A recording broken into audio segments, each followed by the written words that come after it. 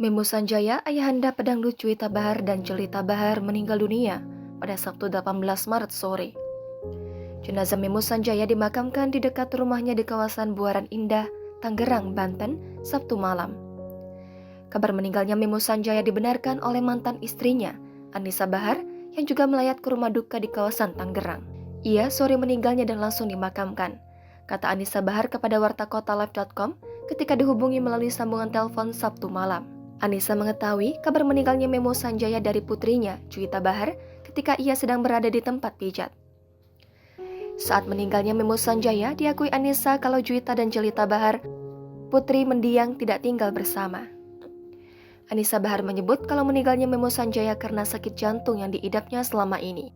Sebelumnya dikabarkan pedangdut Juwita dan Jelita Bahar baru saja kehilangan ayahanda untuk selama-lamanya.